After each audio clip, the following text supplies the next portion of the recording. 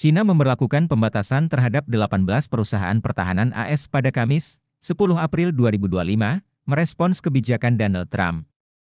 Ada 12 perusahaan AS yang masuk dalam daftar pengawasan yang dilarang mengekspor barang-barang untuk kepentingan sipil maupun militer, dual use, dan 6 perusahaan lainnya ke dalam daftar entitas tidak dapat dipercaya. Melalui daftar ini, pemerintah China dapat mengambil tindakan hukuman terhadap entitas asing, sesuai dengan pernyataan dari Kementerian Perdagangan dikutip dari Reuters, Rabu. Kebijakan ini utamanya ditujukan kepada perusahaan-perusahaan AS yang memasok kebutuhan Departemen Pertahanan, Pentagon, dan lembaga-lembaga pemerintah federal.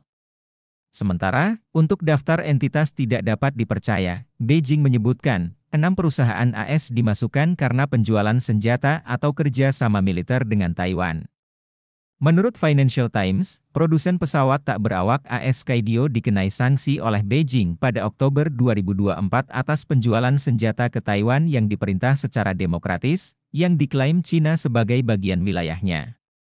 Tindakan tersebut dengan cepat memutus pasokan baterai perusahaan tersebut. Akibatnya, mereka dilarang melakukan aktivitas ekspor-impor yang terkait dengan China, serta dilarang berinvestasi di negara tersebut.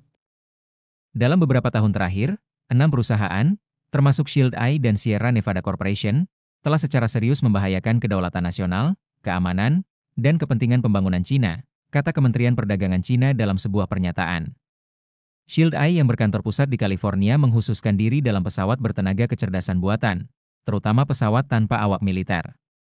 Sementara, kontraktor lama Pentagon dan NASA, Sierra Nevada Corporation, tahun lalu dipilih oleh Angkatan Darat AS untuk mengubah armada jet bisnis menjadi pesawat mata-mata mutakhir.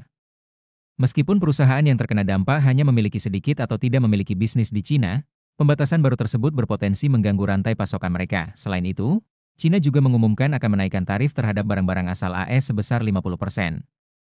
Ini menambah kenaikan sebesar 34% dari yang diumumkan sebelumnya, sehingga total biaya tambahan yang dikenakan mencapai 84%.